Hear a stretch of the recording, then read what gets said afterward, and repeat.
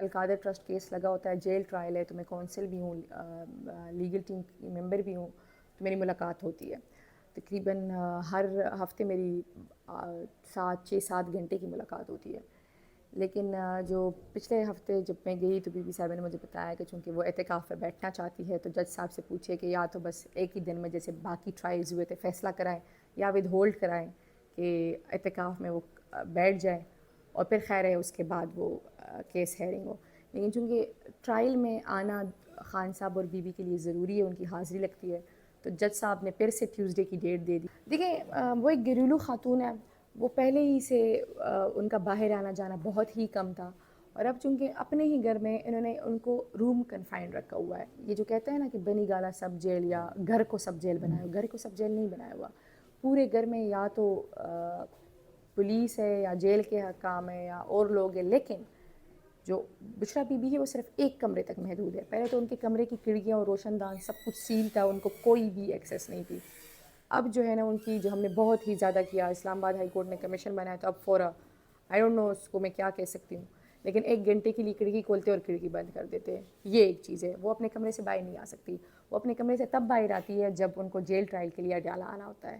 تو وہ بھی انہیں ایک بڑے مزے کی بات کی اس دن مجھے کہ جب میں آتی ہوں 1 ہفتے بعد کمرے سے نکلتی ہوں تو مجھے آزادی والی فیلنگز آتی ہے کہ یہ. اور میرے خیال سے جو بشرا بی بی صاحبہ کے ساتھ سارا کچھ ہو رہا ہے وہ صرف اسی لیے ہو رہا ہے کیونکہ وہ خان صاحب کی بیوی ہے، اور خان صاحب کو کمزور کرانے کے لیے وہ بشرا بی بی کے ساتھ یہ تمام طرح ہتھ کنڈے استعمال کر رہے ہیں کہ کسی طریقے سے خان صاحب ڈیل کے لیے مولڈ ہو جائیں.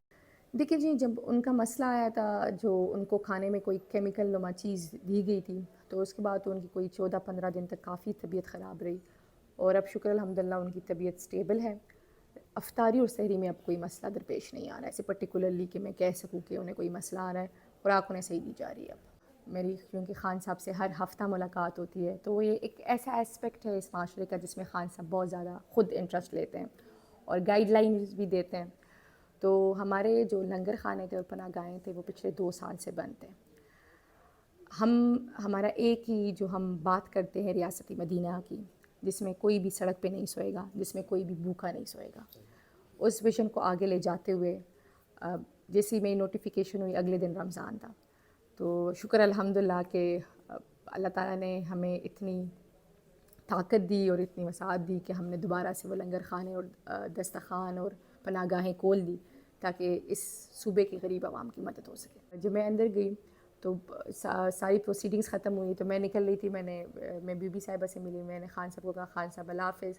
تو خان صاحب ہمیشہ شفقت کا ہاتھ رکھتے ہیں میرے سر پہ، تو خان صاحب نے کہا مشال، تو میں نے دیکھا خان صاحب کو تو خان صاحب نے اپنی تصویر سے فولڈ کر کے مجھے دی. تو یہ میرے لیے بہت بڑا اعزاز بھی ہے اور یہ میری زندگی کا سب سے انمول تحفہ ہے.